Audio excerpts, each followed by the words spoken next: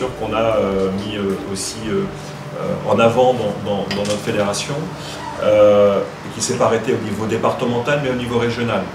On a investi cette année 100 000 € dans une plateforme numérique qui permet d'avoir des grosses machines, des logiciels qui sont mis donc en prêt par différents fournisseurs. On n'était pas arrêté donc sur le numérique, on le vit par des futurs projets comme le BIM, mais c'est aujourd'hui toutes les applications collaboratives que l'on a avec nos compagnons. Donc on va avoir l'information, on va pouvoir distribuer l'information directement à ceux-ci pour pouvoir être beaucoup plus performants vis-à-vis sur nos chantiers. Là je veux parler bien sûr du BIM, la maquette numérique. Alors pour beaucoup peut-être c'est quelque chose qui est complètement abstrait. Il y a deux niveaux de BIM. La première, c'est travailler sur son plan, sur un plan, et je vais le travailler donc en 3D. Donc je vais pouvoir incorporer tous mes éléments qui me concernent sur mon chantier. Donc on va préparer le chantier au bureau et non pas sur le chantier. La région aujourd'hui a fait le choix d'investir dans les petites communes.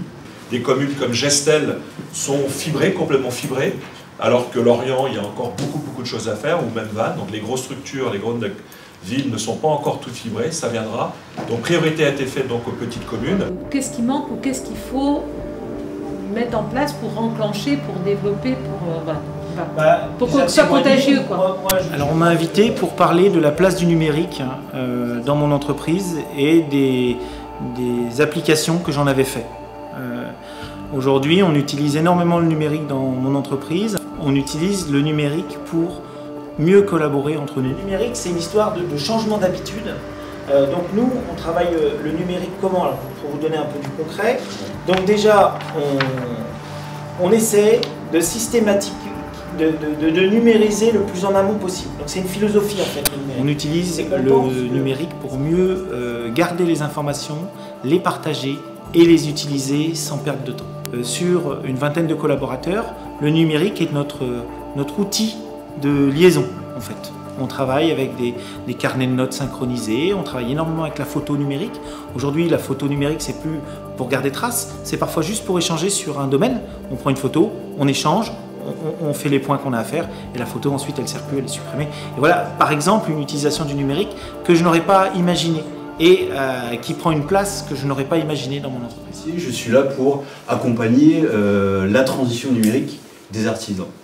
Et je peux vous dire que j'en ai vu beaucoup et il y a du boulot. Monsieur Collin est ce que je peux appeler aujourd'hui un véritable artisan de projet. Alors c'est pour l'accompagnement des artisans dans leur transition numérique, aussi bien sur la partie visibilité que la partie administration de leur entreprise.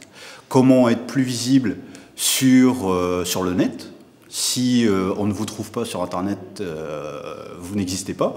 Et puis, quels sont les différents outils qui peuvent vous aider dans votre transition numérique, agenda partagé en ligne, travail collaboratif, tous ces outils-là que nous allons vous aider à mettre en place.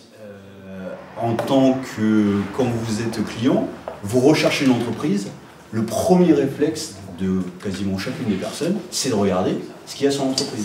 Si vous tapez le nom d'entreprise, vous ne voyez rien du tout, ou alors vous tombez sur un site qui est vieillissant.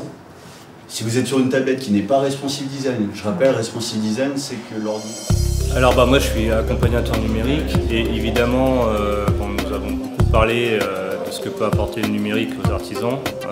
C'est évident qu'il faut prendre le train de la transition numérique.